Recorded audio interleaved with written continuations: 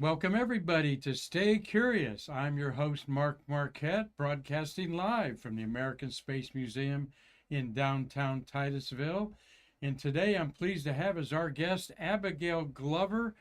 She is young and she is an expert in lunar dirt. We're going to get the dirt on the lunar soil from you, young lady, aren't we? Yes, sir.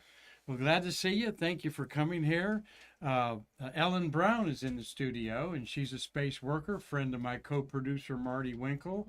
They work together on the shuttle, and thank you, Ellen, for bringing this wonderful, smart young lady to our Stay Curious podcast. Because everybody, Abigail knows I'm a lunatic for the moon, and I often talk about the lunar soil that the astronauts say, one, it smells like gunpowder or a spent fireplace.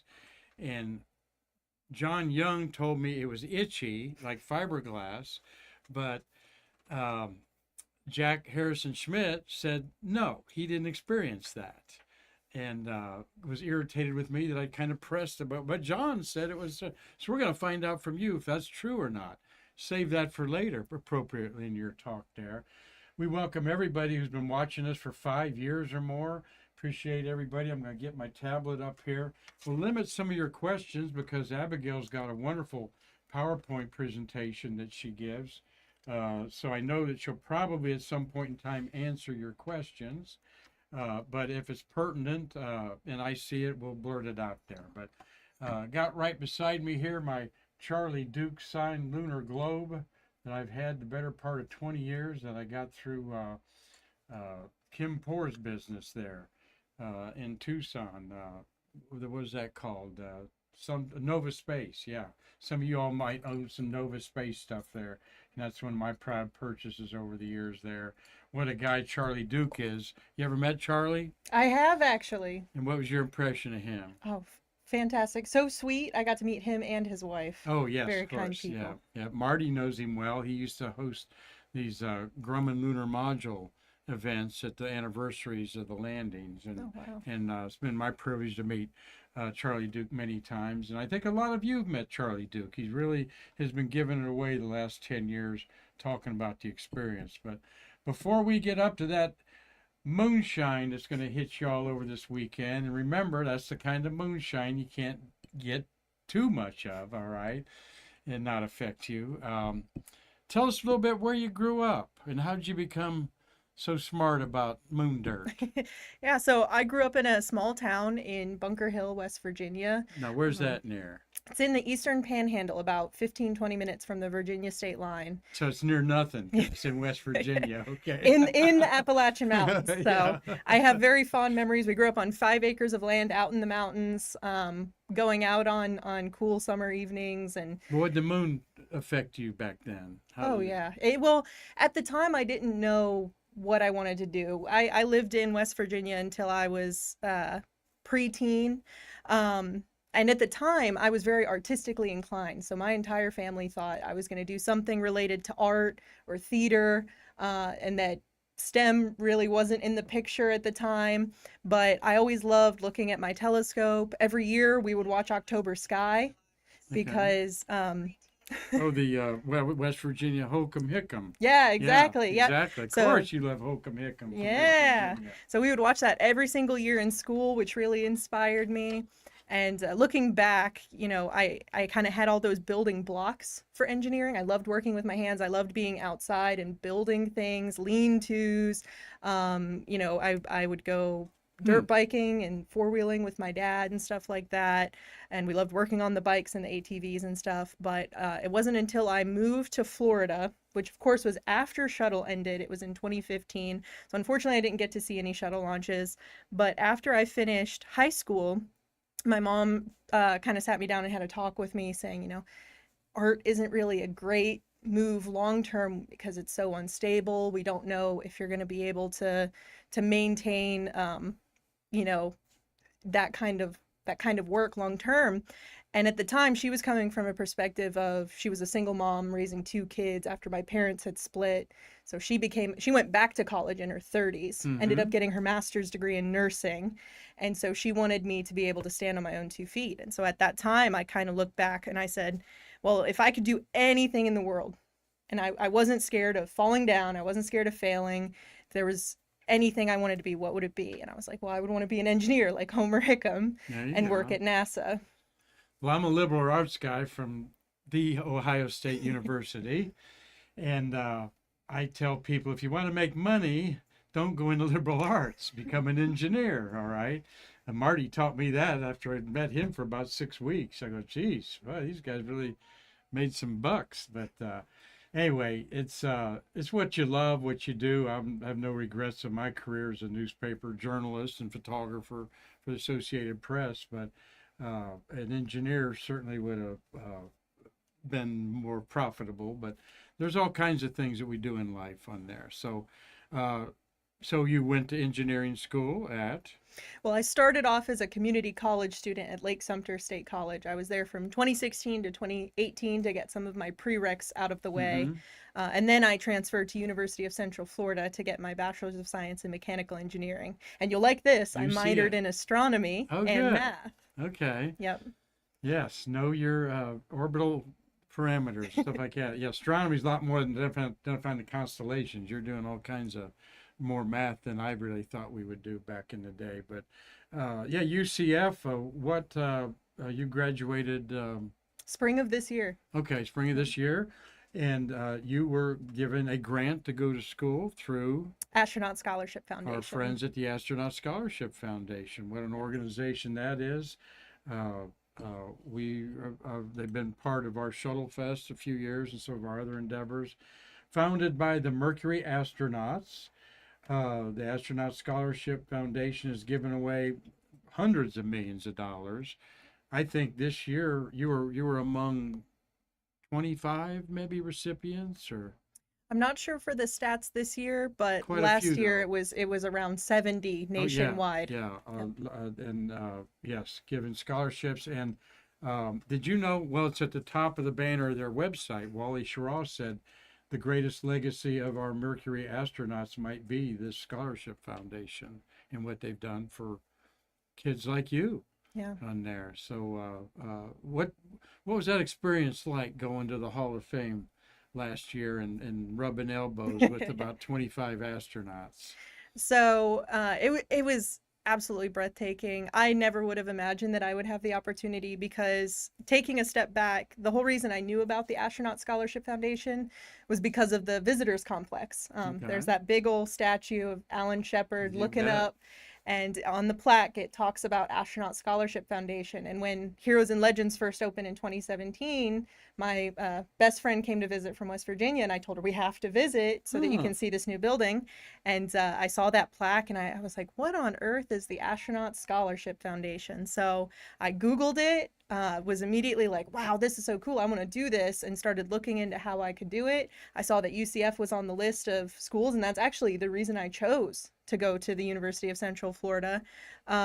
And so then getting to talk about that experience and share my journey at the Astronaut Hall of Fame, where it all really started for me. Mm-hmm. Um, I mean, I cried during my speech because it Oh, was so emotional for me. I'll look it Um, up. I'm sure that they have that online there. Well, it should yeah, be. Good for you. thank you. Like I said, when Wally Schirra says that this might be the greatest thing he ever done was be part of this, you see how many lives it's touched.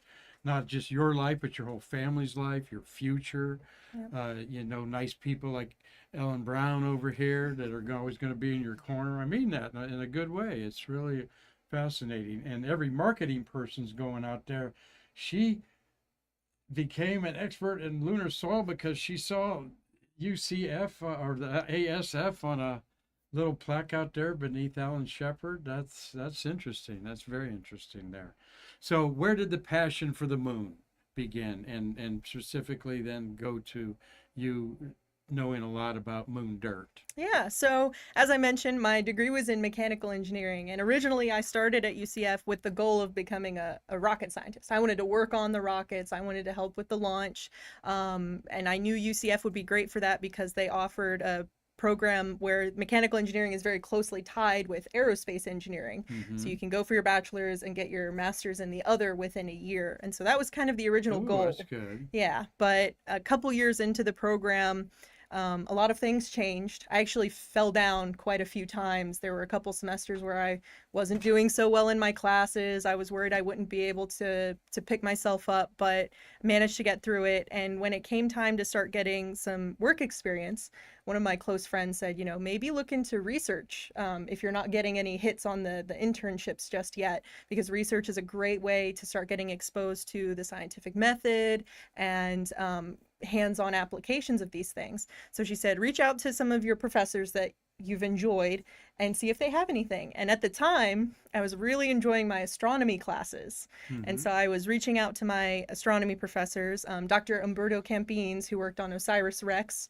He had taught asteroids, comets, and meteorites. I sent him an email, and unfortunately at the time he was in DC working for NASA as a science, part of the science directorate. And so he bounced my name around a few times, and I landed in the lap of Dr. Dan Britt, who's one of the world's leading lunar scientists. Mm-hmm. And so he said he didn't have anything at the moment, but he wanted to hand me off to somebody who had something that might interest me. And so that was when I was handed off to a place called Exolith Lab, which at the time was a nonprofit through the University of Central Florida. It was a little kind of podunk setup and working out of a storage unit where Kind we of like would, in West Virginia, yeah, right? we would pull out all of this heavy mining equipment in the hot Florida sun. We would grind up, crush up rocks all Huh. day. We would mix them up in small batches by hand and then ship them out to these researchers who wanted material that was similar to what we could expect to see on the moon or Mars. And so I remember doing a tour of the lab. It was very quick because it was just a little storage unit. But they said, if this is something you're interested in, we don't have any research right now. We'll get you working on crushing up the rocks, getting familiar with the material, and then if something opens up, you'll be on the top of our list. And so I immediately said yes. And within a few months, I had already done the processing. I worked a little bit on the business development side of things where I was reaching out to researchers, seeing what they were doing with this material. I was taking pictures for the website, designing internal posters for recipe cards. And then they said, hey, we have this opportunity. Recipe cards. I like Yeah. that. Yeah. Because it's like baking a cake. Once you have all your materials and they're processed and Well, you're going to everything. see this process because you've got a really good slideshow of the whole Yes. thing there. So, well, good for you. And I'm impressed already, Ellen. I mean, a young woman overcoming some obstacles in life, which you can't get through it without at least one or two every year, it seems. But good for you. We're glad that I wanted to give a shout out. There's some people watching today. RG Jubilee is local. Dean Babcock's up in Illinois. We got Gary Gerald just got off his tractor plowing dirt up there in Georgia. Good to see you, Gary. He'll be interested about this because he is a Vidalia onion farmer. Oh, Carlton Bailey says howdy howdy to us from down the road at Canaveral Groves. Robert Law's up in Dundee, Scotland. wow. And Tommy Usiak's in Pennsylvania. He says, hi, Abigail. He's one of our big sponsors. Michael Bruno's up in Illinois. And we'll have probably Cliff Watson joining from Australia. And where's Steve Jokums today? We missed Steve already. I know he'll. But the beautiful thing is we're broadcasting on our American Space Museum YouTube channel where we have over 1,000 episodes. And I'd say a third of those are space workers or space people like yourself. So you're all going to enjoy this. Abigail, I'm going to put images up there and you just tell me when to advance them. Of course, Artemis going back to the moon after half a century is one of the reasons why your research and your regolith and so forth is important. What's your take on Artemis and how you feel about us going by the end of the decade? Well, I'm super excited. I've been interning out at Kennedy Space Center since spring of last year. I took a little break during the summer and then I came back in the fall. And I'm lucky enough they've kept me around all that time. And I'll actually be continuing into the fall while I start my graduate coursework at the Colorado School of Mines. Colorado School of Mines, and that's Yes. where? It's in Golden, Colorado, Okay. just about 30 minutes outside of Denver. I'll be working in their space Coors resources program. Brewery territory there in Golden, everybody knows. Yep. Yeah, gorgeous out there. I have Oh, yeah. spent some time in Colorado. Have you been out there before? I've been twice in the past year, once for my grad school visit and once for the Space Were you ever in Resources the Roundtable. fall? Not yet. I mean, you ever been the fall, either you in Colorado? I mean, It the is. aspen gold is just like unbelievable gold. Just like petals of gold just shimmering. I'll never forget that every time I see that. So, well, let's get into the program here. A lunar regolith, um, and I'll advance it. You tell me when to go there, kid. Okay. Yeah. I have just a collage of some photos from my time working as an undergraduate researcher at the University of Central Florida through Exolith Lab in the I'm going to try to, there we go. This is when I defended my honors undergraduate thesis earlier this year. I actually had the amazing opportunity to collaborate with Jet Propulsion Labs to help give them some baseline data for the Sparta toolkit, which I have a slide on so that you guys can actually see the data that I got for that. And Sparta is? It's a soil properties assessment. And I always forget the RTA because they use another analysis for the A and it throws me off. Okay. But I like to call it. But there's a payload going to the moon? Yeah, it's short and skinny of it is it's essentially a Swiss Army knife for geotechnical properties for regolith. So you get 4 measurements all from one deployment on this thing. Not only is it good for the moon, it's also good for Mars. Okay. Not only can it go on a lander, it can also go on a rover or be deployed Is by that in the middle astronauts. picture there you're showing? Actually, I'm gonna Oh. try to.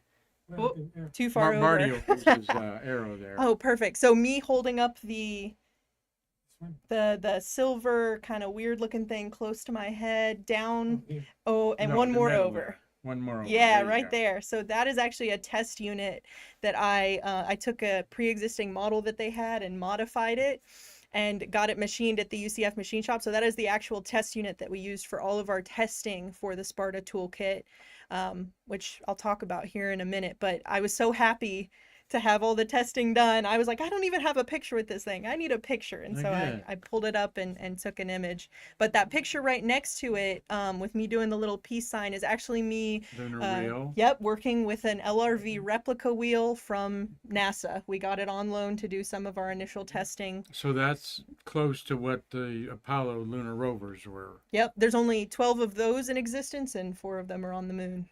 All right. Excellent. Excellent. Yeah, so RIDER was the big project that I got to work on. RIDER stands for Regolith Interactions for the Development of Extraterrestrial Rovers. I'd like to hear that one more time. Yeah, say it Abigail. fast 5 Yeah. times. Regolith Interactions for the Development of Extraterrestrial Rovers. Interesting. Rider. Yeah. That's a good acronym for it too, right? Yeah, and Rovers. it's fun. Rider, ride Yeah, along in a yeah. rover. So after I got to work on business dev and production and stuff like that, when that research opportunity opened up, it was for a rider, but at the time it was just called wheel trafficability because we didn't have a fun acronym. But we got a grant from NASA to make this test bed so that we could look at a single rover wheel and how it would interact with regolith from different planetary bodies. At the time, we were just focused on the moon, but this test bed is capable of also using Martian simulants as well. So I started as a research engineer. I helped design the environmental control systems, the motorbox housing, do all the building. There's a pretty mural up at the top of it. You can see in the picture where it has like the lunar landscape. It says Rider. It's got some logos. I hand painted all of that. And we got to do our initial testing, and then I worked my way up to lead engineer and eventually project manager for that test bed. Marty didn't print out a script, and which sorry about that. I may go over there and print one out while she's talking there because we kind of need a little guideline there because I'm going, what's next? But what strikes me, this has to be built for 1/6 gravity or 1/3 gravity on the moon. I mean Mars, 1/3, 6 and 1/3. There's apparatus there and so forth to do that, right? Yeah, so the way that we simulate the gravity is using a linear actuator Uh-huh. to offload the weight from the wheel. So that linear actuator, we do the math and apply whatever force we would expect to see, as if the rover was part of a full rover with the number of wheels and a payload and everything like that, but on the moon or on Mars. Okay. There's Ryder. Yeah, so this was when we were doing our testing with the LRV wheel. We also got to work with a Viper-like wheel, an Astrobotic Polaris prototype wheel, which is actually still at the lab. We use that wheel all the time. And we also got to use a Razor wheel, which is now IPEX, which was really cool to work And with. what's the difference? The structure of each one, the tread, Yes. so to speak? Exactly, yeah. So the Okay. LRV is more of that mesh, whereas like the Astrobotic Polaris prototype wheel, for instance, it's much more rigid. It has these grousers that stick up from it every so often. And funny enough, I worked on a team where we had geologists and geophysicists and people that were more focused on the dirt and the simulant and the geotechnical aspects of the simulant, and that's where my passion started to come from, was because they were looking at it from the aspect of what's happening to the dirt, not necessarily what's happening to the wheel, Right. what's happening underneath it. And so that started piquing my interest as a young researcher, and I started asking follow-up questions. And I was fortunate enough that they were like, you know what, see if you can get funding for that, see if you can do something with that. And that's what led into me getting to do more research after the initial Rider project ended. Hmm.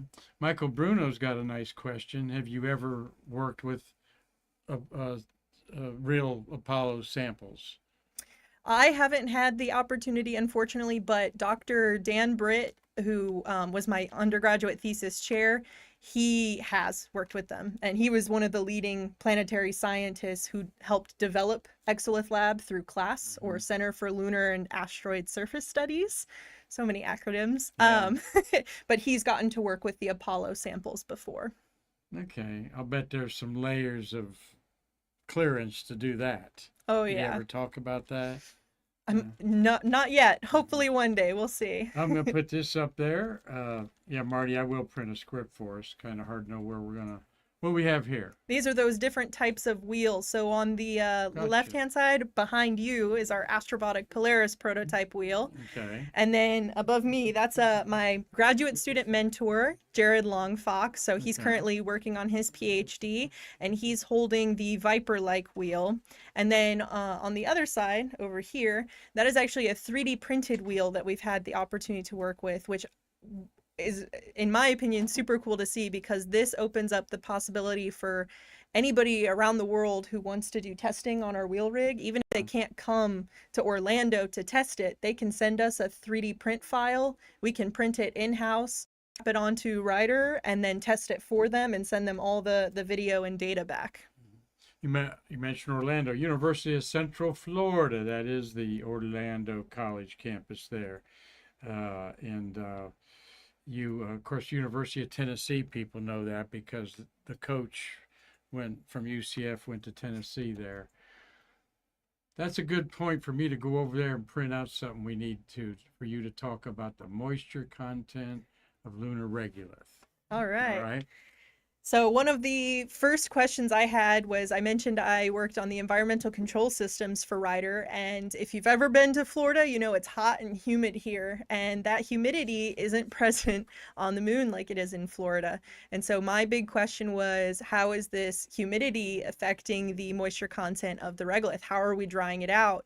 And something I had initially proposed was to have different air filters, and then the dehumidifier to try to suck up some of that moisture.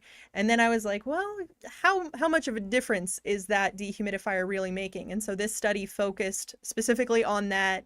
And what we found was really surprising. It was actually that it wasn't making as big of a difference as we initially anticipated, and that a lot of moisture was being trapped underneath the surface layer of the regolith simulant in the test bed.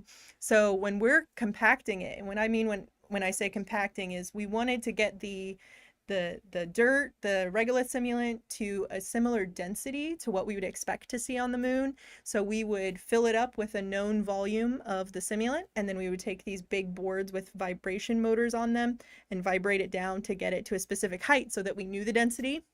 And that's our compacted test bed. So when we're doing that, it's a dust mitigated area. It gets really hot. You got a lot of people working all at once. And so we're sweating, and that sweat is evaporating off our skin and floating in the air. And then it rests in the test bed.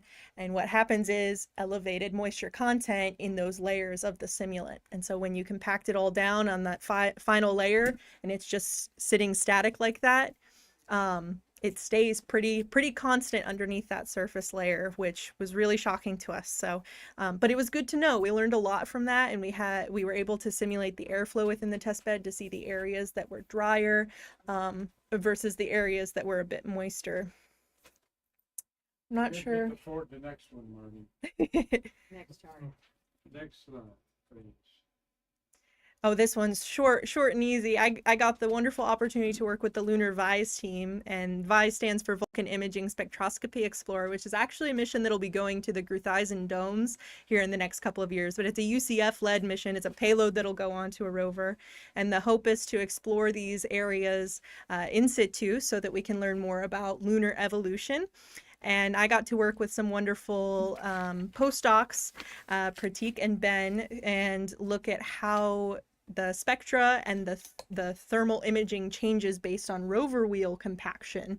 So when the rover wheel goes over a path so many times, we were like, well, if we're kind of building a roadway, essentially, is that going to change the reflectance? Is it going to change what we're seeing in our thermal imaging? And the answer is yes. You can kind of see from that chart, we were getting higher reflectance values, and despite the shape remaining overall the same, we were seeing different values. And then if you click to the next slide, that'll show some of our cool thermal pictures that we got to take, where you can see how the temperature changes in different areas of the wheel track. And what that told us was, if you're mounting your thermal camera onto the rover and you're pointing it away from the track versus on the track, you could get vastly different data just depending on where you're pointing the camera. And so with the moon being 200 degrees above Fahrenheit in the daytime and 200 below at night, what temperature do you choose to run these simulations? Well, for this one specifically, we did the hotter end of that. We were using like an industrial infrared heater. You can kind of see it at the bottom. Funny enough, it's actually a food warmer used in restaurants to keep your food warm before it gets sent out to you from your waiter. But we were seeing temperatures over 120 degrees Celsius, which is what NASA reports as the equator temperature at midday on the moon. Okay. Throw in Celsius at us there. Sorry. Take that times 2/3 and add 50. Isn't that right? Yep. That's the formula to convert Celsius to Fahrenheit. There was the Sparta toolkit I was premature asking you about. Yeah, so for this, I asked... So 4 points of data with this device. Just this one, yep. You'll get density from the cone penetrometer aspect. So it comes down to a cone. That gives us the density, and then those wings on it, those give us the shear strength of the dirt. Okay. And then it also has a dielectric sensor and a thermal probe in there, which you can't really see on my model because we weren't as concerned with it. Our big question was, if you've ever seen a cone penetrometer, it's essentially a what? A cone penetrometer. It's just a cone penetrometer on the end of a stick. No, I ain't seen one of those in a good while there. A cone penetrometer, okay. Yeah, so on Apollo, they had 2 main types. They had the Apollo simple cone penetrometer, which was literally just a stick with a cone on the end. And astronauts kind of had to guess how hard they were pushing, and it had different taped lines on it for different depths it was going. And then they went to a better version where it's the self-recording penetrometer. So as they push down on a wheel, it would record that data for them. Then they also had a payload that did cone penetrometer data as well. But for those unfamiliar, it's literally just a stick with a cone at the end.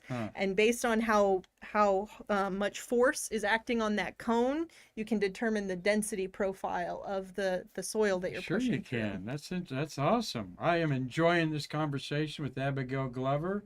Astronaut Scholarship Foundation scholar, if you will. Got a help to go to University of Central Florida, and you're working on your doctorate degree. Interning now out one of the contractors at NASA out there. They call it the Artemis Human Systems Integration. Let's see, that's AHSI. All right, I love the acronyms there. This is basically human systems integration means how we're going to live on the moon for a few days or a few weeks, right? Yeah, And, so and get around and that sort of stuff. So Yep. I get the opportunity to work with EGS, Exploration Ground Systems. So, human systems integration for that group focuses specifically on the ground systems. So, things like the mobile launcher and the crew access arm and things like that. let's keep going here. She's got a great little presentation here going. Tell us a little bit about the makeup of the moon. Yes. So, one of the leading theories, should we pause? No? Okay. Yeah. One of the leading theories for how the moon developed is called the impact theory. And essentially what that says is when the Earth was still in the early phases of settling down, it was still very molten, a Mars-sized object came by and hit it. And some of the material came off and coalesced and was gravitationally bound by the Earth. And so it kept orbiting. And within the span of less than a day, the moon formed. And that's why we can find materials similar to what we see on the moon here on Earth. Not all of them, but some of them, because some materials are specific to the moon. But because of the way that it was formed and that early kind of volcanic activity, we get these two really cool kind of regions based on all of the impacts that the moon has had over the years.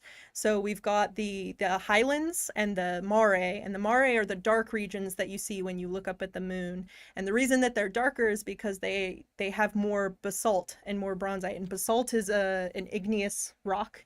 So it's volcanic in nature. And so with that early formation, we're getting a lot of that basalt, and the impacts are resurfacing that basalt and, that more basaltic rich material. And that's why it's so much darker. Whereas the highlands, they're much older and they're more a northocite, which is a white kind of flowery substance. But it has less of the basalt concentration, which is why it looks a lot lighter. So we have these two main regions. Of course, there's no exact ratio. A lot of it is mixed throughout the moon, but I like to say that the moon is primarily 5 different components. You've got your basalt, you've got your anorthosite, and then you have your trace elements. You've got your bronzite, olivine, and ilmenite. But then the really special thing that the moon has is called agglutinates, which I have a slide on that I'm not sure if it's next, but we'll chat a little bit more about. Ilmenite, you said? Ilmenite? Oh, ilmenite. Yeah, ilmenite. They named an element after Armstrong, Aldrin, and Collins. They call it something else. Okay. Regolith, that's the official name for moon dirt.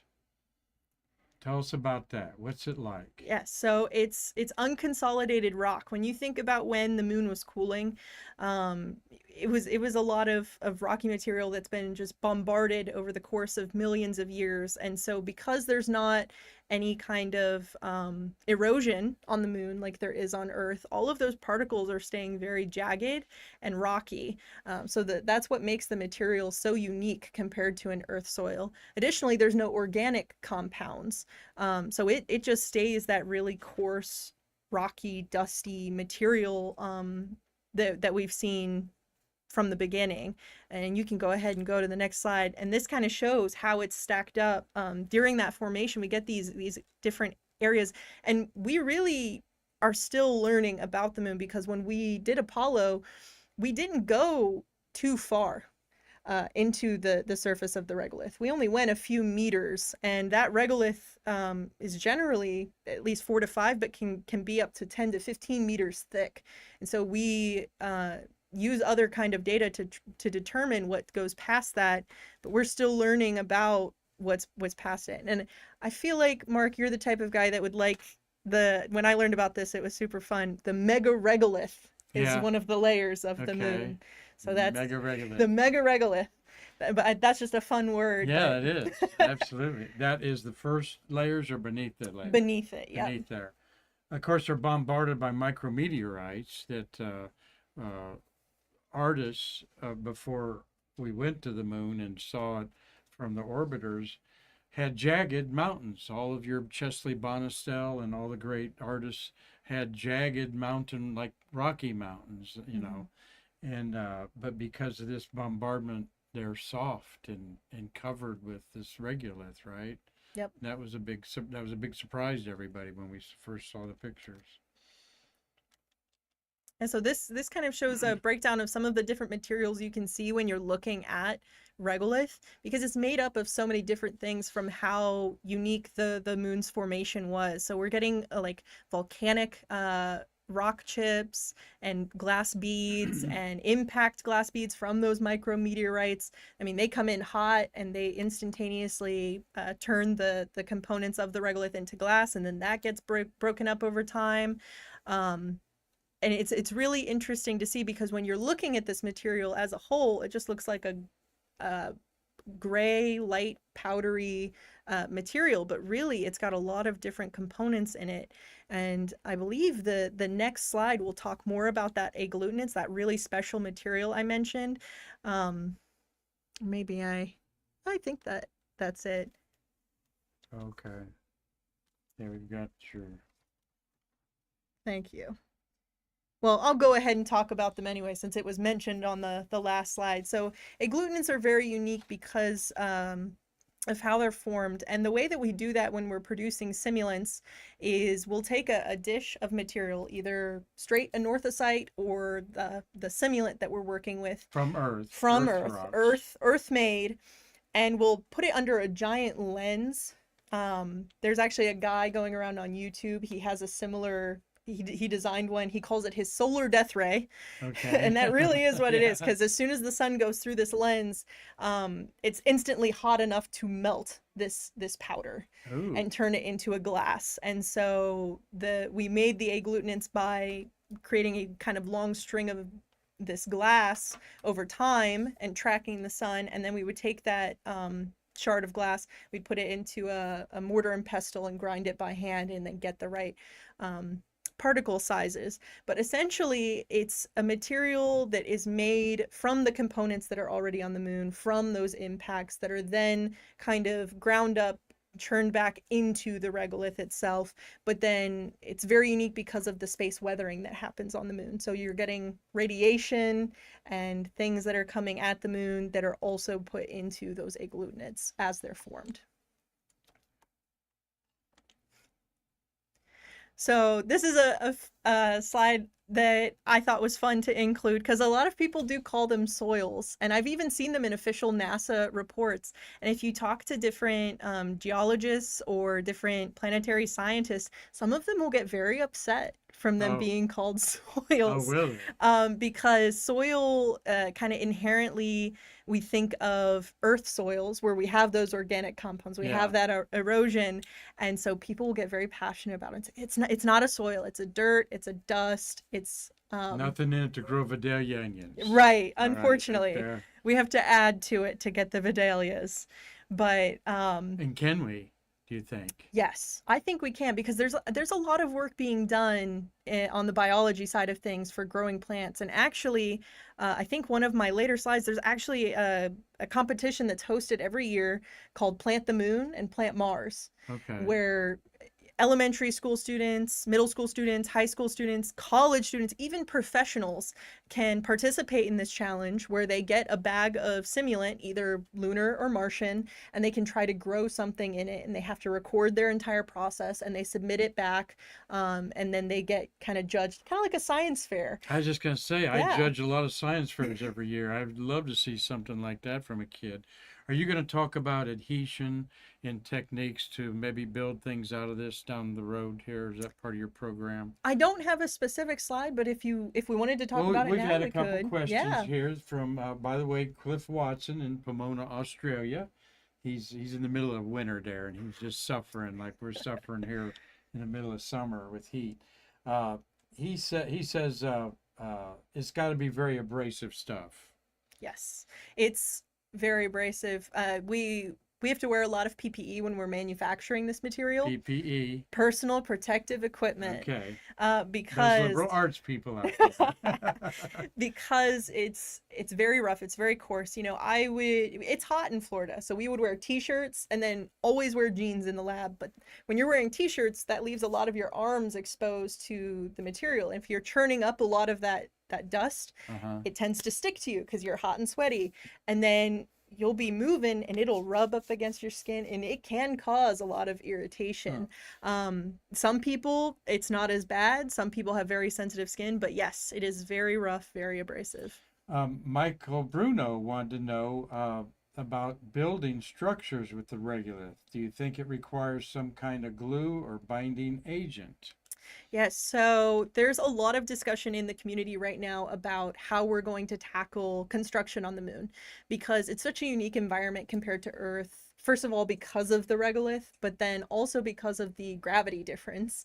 And then regolith is very unique in how it acts. When you dig into it, sometimes it sticks, sometimes it doesn't. It's very difficult to work with and maneuver. So there's been a lot of conversation in the community about, well, do we dig a big hole and stick a pressurized hab down there and use it for radiation protection, or do we try to build directly with it? Like, what's the best way to approach this? And this is ongoing. People have said that this is probably a problem that's going to be tackled in the next 20 to 30 years because of how unique it is. But as of right now, NASA has actually done research at SwampWorks regarding this very topic, and there are a lot of independent researchers who have also looked at it. And for things like launch pads or building, they're getting better results with adding a little bit to the regolith material. Talking with Abigail Glover here. You're learning all the dirt on lunar dirt. Hope you're enjoying today's program like we are here. I know you're aware that China is wanting to send unmanned rovers that will make regolith Legos. You're aware of that, right? That they think they can maybe are going to attempt to do that. What do you think? What do you know about that?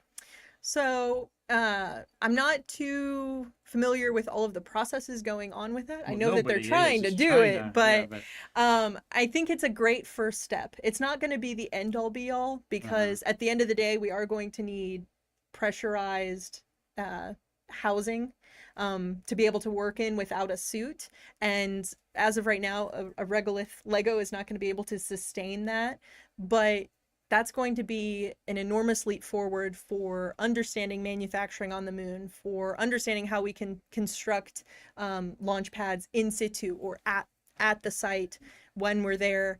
And it also opens up the opportunity to learn other things that we might not expect. There's a lot of research going into how we can pull different materials from the regolith so that we can actually manufacture with like aluminum. You can pull aluminum from the regolith and then you can work with aluminum instead of the dirt specifically. So I think it's a great first step. It's definitely needed. But I know a lot of people, they think that we're a lot further ahead than we are with the manufacturing component. Okay.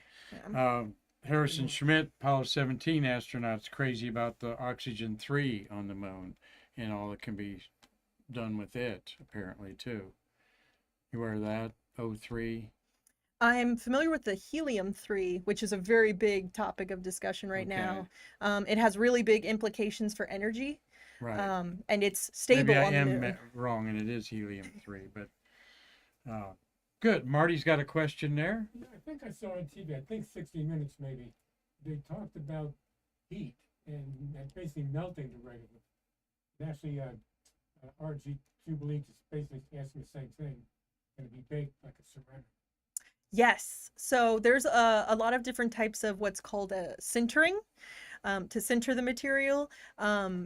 There's a group that I got the opportunity to work with at Exolith Lab. They were doing solar sintering. There was also a PhD student who was working on microwave sintering.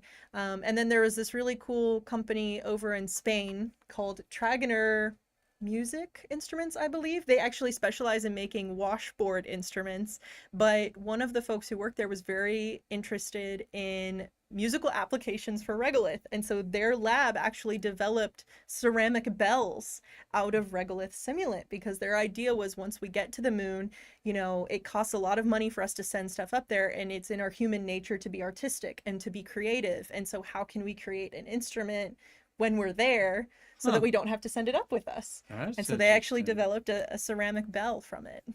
A lot of a surprising thing was the amount of glass from lava mixed in the soil. Yes. You mentioned microwave. I've read that that's giant microwave could melt down some of the regolith to create pads for landing and stuff like that. Is that true? Yeah, and one of the cool things about the solar sintering, actually, the group that I was working with, I'm gonna give them a quick shout out, Micah and Shri. They Hey, were Micah and focusing, Shri. they were focusing on kind of like 3D printing technology. So they would sinter the material in different layers and build it up like a 3D printer would, so that they could build blocks that could then be used for construction, either roadways or buildings or other things. Well, we got some more things to learn about the lunar regolith here from Abby. Abby Glover and Victor Glover. Of course, you said you met that astronaut. Yes, it's been a Okay. long time Yeah. coming. I've wanted to He meet might be him holding for a lunar while. regolith someday in there.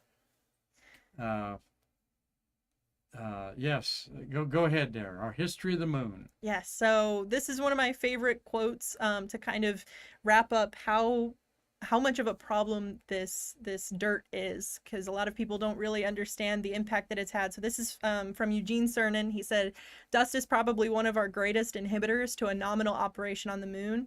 I think we can overcome every other physiological and physical or mechanical problems except the dust," which I really feel like shows how big of a problem it is. The fact that we could tackle everything else, but the dust is still going to be a problem. As you see this picture you chose of Cernan there, covered in dust, 3 days of grime and so forth, working on 3 EVAs on a desert in your own spacesuit. Yeah. Yeah. So I mentioned a little bit earlier, we had some tools like the cone penetrometer that we sent to the moon. This is the ALSEP payload, which actually had cone penetrometer technology on it, but there were a lot of different tools that we took with us. And I actually have a bullet point here. So I mentioned earlier, the regolith only goes to about 4 to 5 meters, or 10 to 15 in some areas, but the deepest our samples were ever retrieved from was 3 meters deep. Okay. So that kind of shows less than 10 feet. yeah, how far we've really been able to go. With drills, by the way, that the power pack of those drills 50 years ago is what you're using all your power tools in your garage with today. I love pointing out. Yeah. NASA spin-offs. Yeah. And the next slide actually summarizes some of those other tools that we took, you know, sample containers, weight scales, tongs. And this is just a short list. We took a whole bunch. And I really love the idea that we were kind of like, we don't know what to expect, so we're going to try to figure it out as we go. And so you can actually see over the course of the Apollo missions, they were taking feedback from the astronauts for the tools that they had. When the astronauts were saying, hey, this isn't working like we needed to, they were developing something new and sending that so that we could get better data from it. Very good. And here's a picture of more of that regolith just covering him. You can see it, I'm pointing the wrong way, but like his lower boots, and then on his shirt, right. Yeah, that's and on a his famous suit. picture there.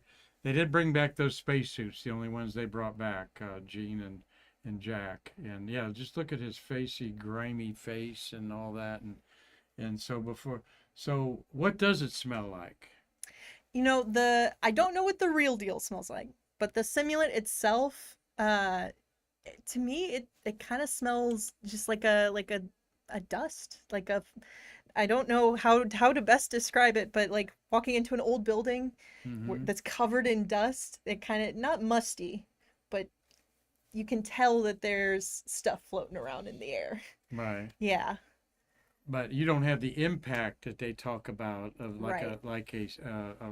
a kid's pop cap or gun cap, gunpowder string of gunpowder cap pistols. What I'm saying there, Right. in there. But and you think it's got to mostly be itchy? Oh, it definitely is. I've come home before, head to toe covered in the really fine dust working with the simulants, and it's awful. It does get a little itchy over time if you're working on it all day. It gets abrasive. I would always try to wear, long pants, long socks to try to reduce the amount of exposed skin. But I would go like this from my respirator, and I could just feel all of the rocks and the dust on my face scratching. Wow. Because your skin on your face is a lot more sensitive than There like you your said arms. a word, Abby, respirator. Yes. Yeah. There's always been a lot of conjecture about the fine grain of the getting in our lungs, like asbestos and stuff like that. Yeah, and if you actually, I believe the next slide, yeah, here are some of the problems that can Okay, come up we got from the about half a dirt. dozen more slides here on this great talk by Ab. Continue, young lady. So not only does it cause a lot of abrasion on our skin and the suits, of course, because they were wearing suits mostly, it can also cause mechanism clogging, thermal control problems, loss of traction on rovers. False instrument reading like that. Yep, What, seal failures. I think what's I'm above you? covering You're one. above. Inhalation, like Oh you yeah, mentioned. right. Yep. So it causes a lot. Scratching your screen, your helmet. Yeah. Seal failures. That's a huge one there. All the seals and so forth that you have not only your spacesuit but vehicle lubricants and stuff like that. Yeah, there was actually an instance where one of the kind of the covers for one of the wheels on the LRV came off, and then Yeah, all of that regolith was kicking right up into their faces yeah. while they were trying to drive. They were like, "This is unacceptable. We need to figure out how to fix this." And they were so intuitive. They decided that using a map and some duct tape just to make sure that the dirt wasn't flying up in their face was the best course of They action, and sure it did. worked. That was Apollo 16. John Young and Charlie. Yeah. So this is some of the samples that we brought back from Apollo, and here I was really highlighting how much we brought back, because a lot of people say all the time, why aren't we using the real thing? You keep talking about simulant. Why are we simulating it if we brought stuff back from the moon? We have the real deal. Under But 1,000 pounds. yeah, and a lot of that is divvied up all across the nation. There are a lot of universities that have some researchers. They're taking it and using it for really in-depth studies where they need the real thing. But when you're talking large scale, like I want to test a full rover in this material to see how it'll drive, you can't easily get a real Apollo sample for that. And so that's really where the need for simulants came in, where we were interested in the material, but we don't have enough of the real thing, or we don't necessarily need the real thing. We need something really close to it. So Artemis, we're going back to the moon. That's really the drive. The economy, like the space economy for fake lunar dirt has skyrocketed over 4,000% in the last 4 years because of Artemis going back to the All moon. right, a lot of people testing their vehicles. There are other things on there. One might be an urban legend when Neil Armstrong looked at that box of rocks before he put the seal on it, about 100 pounds of it, and Buzz was already up there, and he was going to hoist it up on a pulley there. Supposedly he looked in there and he said it looked empty, and he just started grabbing lunar dirt and throwing it in there by the handfuls. Did you ever hear that before? I hadn't. Because they would scoop it up, and categorize it. But apparently he just said, "Man, why don't I just start throwing some of this stuff in here, uncategorized, because I'm never gonna be here again." Well, we hope that this is a scene on Artemis one day. Yeah, and we can Regular. actually go right past this slide. This is really a fun Now one. we're gonna see how you made it. You've Yeah. actually made lunar regolith. So, Exolith Lab focuses on producing high fidelity lunar, asteroid, and Martian regolith simulants, and all of the data was pulled from different papers and research from our planetary The scientists. name of that company again? Exolith Lab. Excellus. Okay, like Yeah. excellent, but Excellus. Exolith. Yeah, so like Exolith. regolith and Regolith. exo Okay, combined. exolith. Okay, now we got it down because I didn't see it come up anywhere there. So we want a lot of our intelligent viewers want to do some research on their own and dig deeper into this. Thanks to you, Ab. Yeah, so it's interesting because over the past few years, it's actually changed. So now the manufacturer is called Space Resource Technologies. Okay. And the reason that we branched off is just because the production was going so well that UCF was like, all right, let's focus on the research with Exolith Lab, and then the production can go to Space Resource Technology. So we're all still in the same building, but now it's two different company names. But Space Resource Technologies does sell around the world. Even if you're in Australia, Okay. you can buy some of Slippy, this regolith stimulant. But this you know what is the cost of it is? oh, it varies depending on the fidelity, which Well, means how close it yeah. is to the real thing. But you can get like a little sample collectible container, two of them for $20. Oh, okay. Yeah. All right. It's not $1,000 a pound, No. but Yeah. okay. Actually, Exolith Lab, where I was part of the team that manufactured the Lunar Highlands engineering grade simulant for the University of Adelaide in Australia. There So you it got go. shipped all the way around the world, and now they have their own lunar test bed with our What is the simulant. right size particle? There's a lot of different ones. So we throughout the process we would sieve them out or separate them, and then you would use those different particles depending on the simulant you're making. Okay. So understanding what particle size you need and what simulant is You've got really some other important. examples of that here. Yeah. Yeah, so I mentioned fidelity, and that really traces back to the accuracy.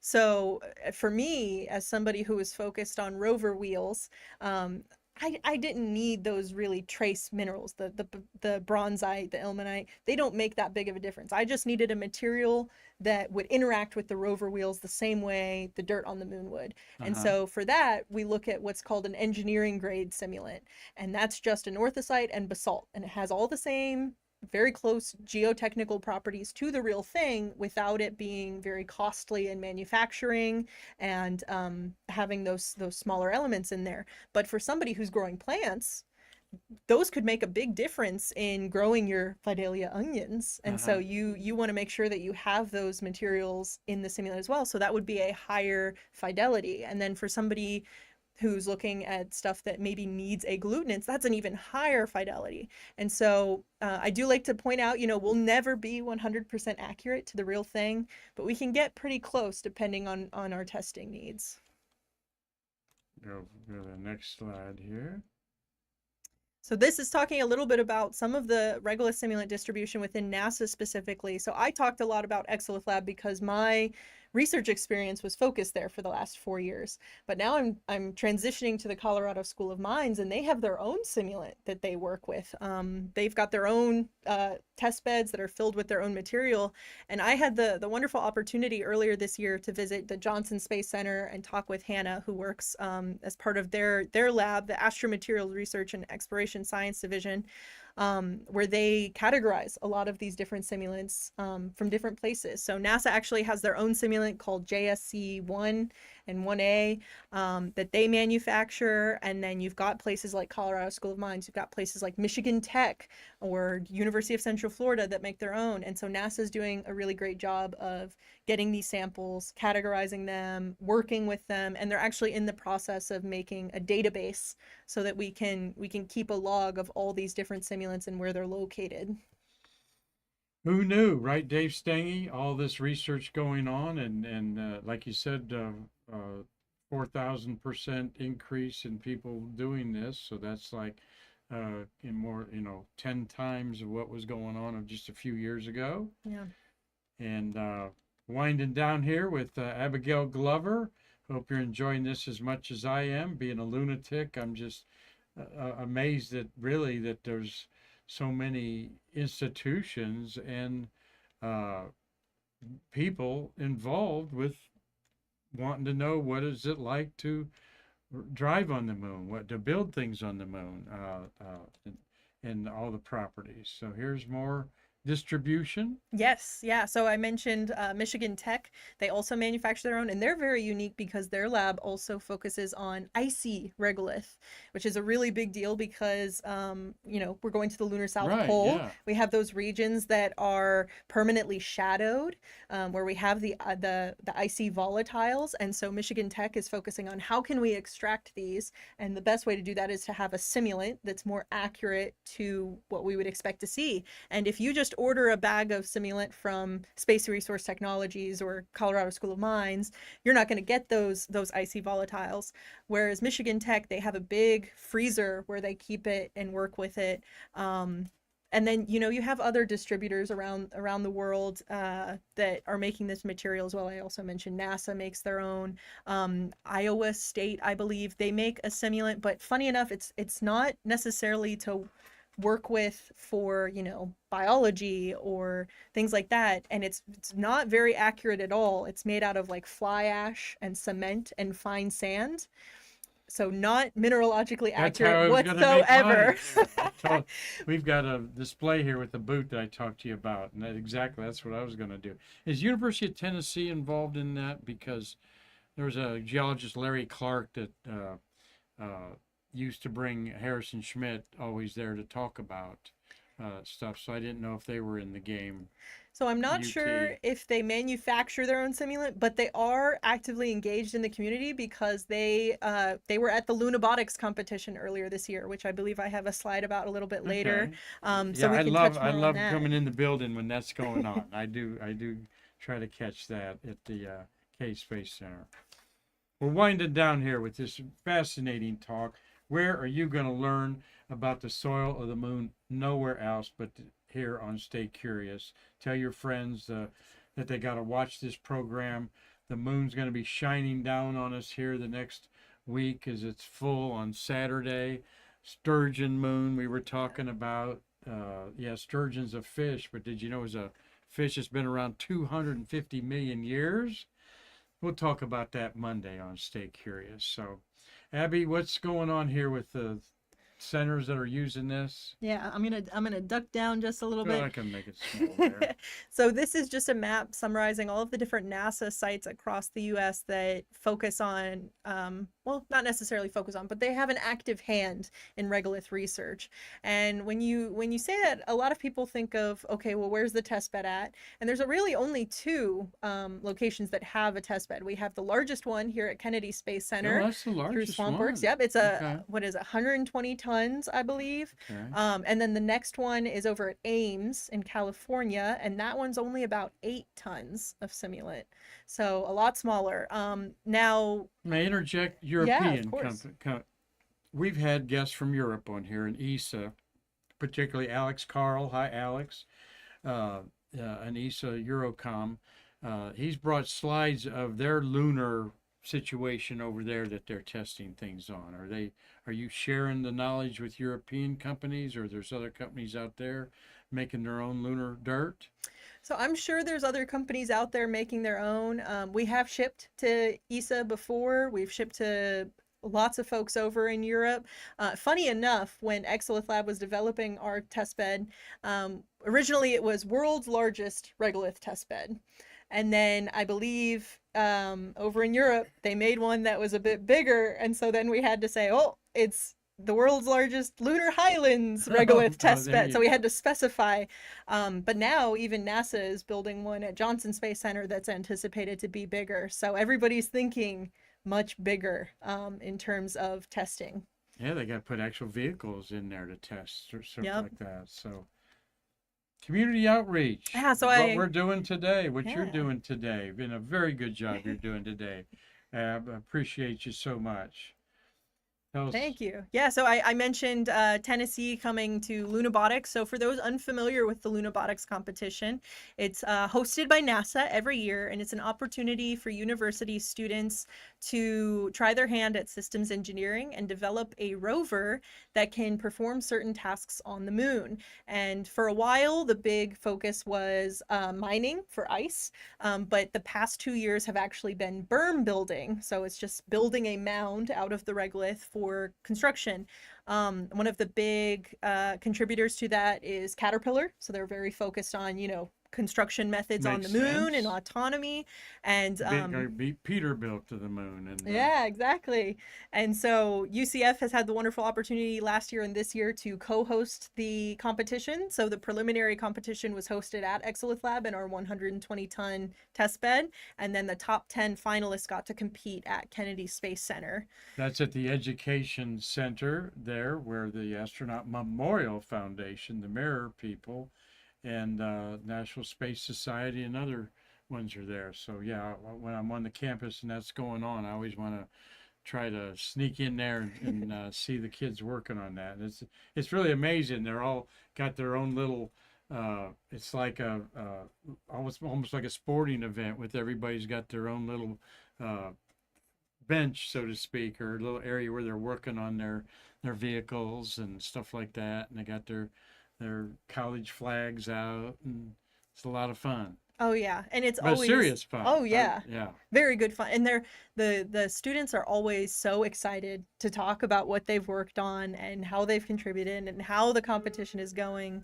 It's a lot of fun. If you can tune into the live stream whenever it's hosted in May, I highly recommend it.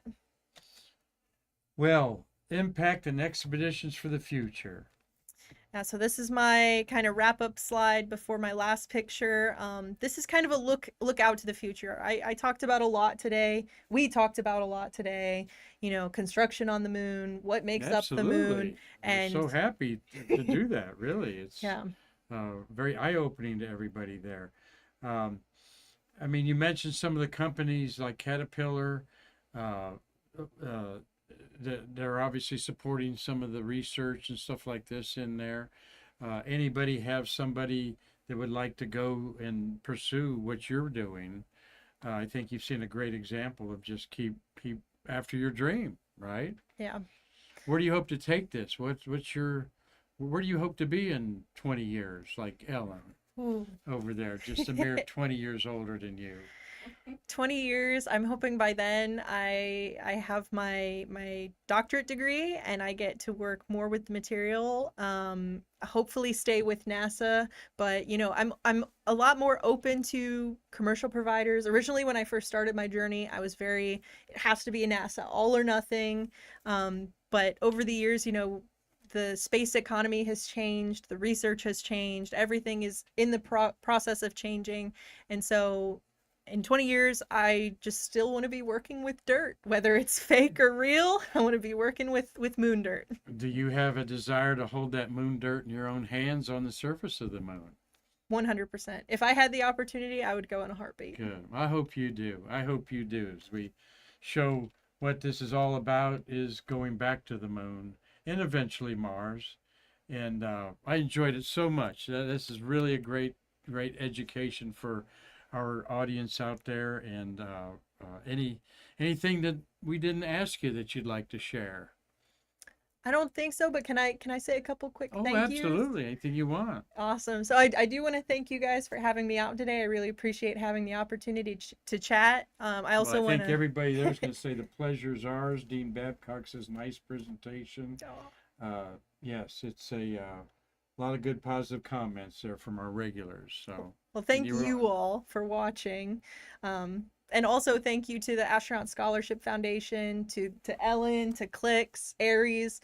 Honestly, I wouldn't be here without my internship, even though the content is not related. Human systems integration for ground systems and regolith, they find ways to make it work and give me opportunities to chat about it and share the mission. So everyone that supported me, I really appreciate it.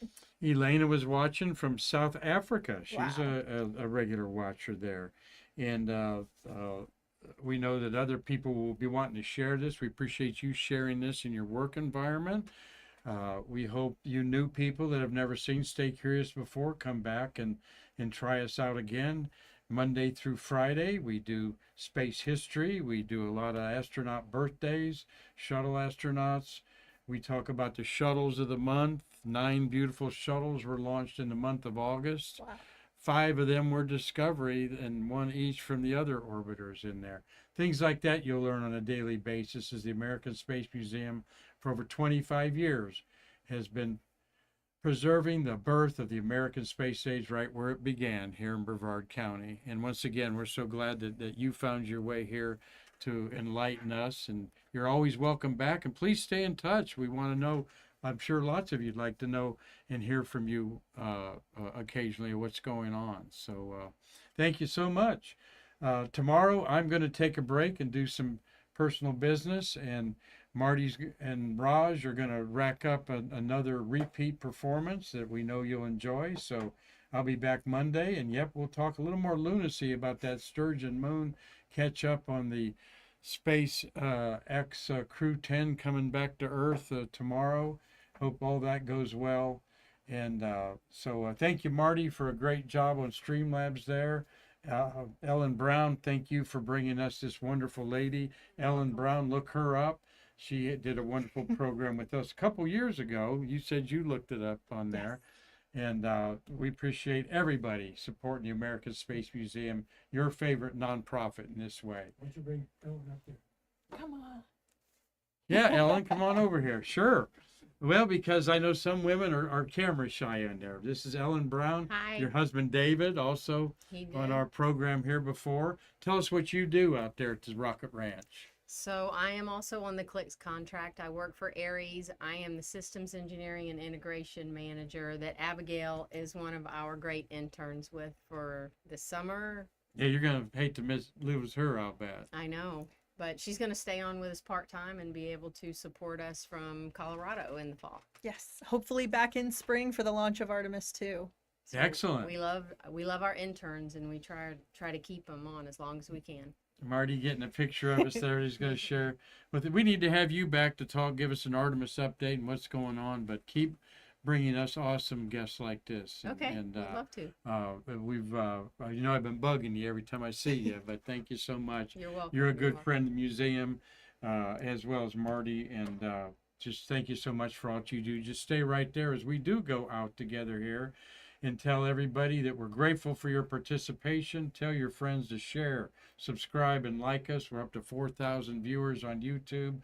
Those of you newbies that have been watching us, go check out. You'll be surprised, maybe some of your friends we've interviewed down along the way, or we'd certainly be interested in hearing about what you're doing out at the Space Center. So until next time, I'm Mark Marquette saying thank you again. I can't wait to see you in our museum to bridge the space between us.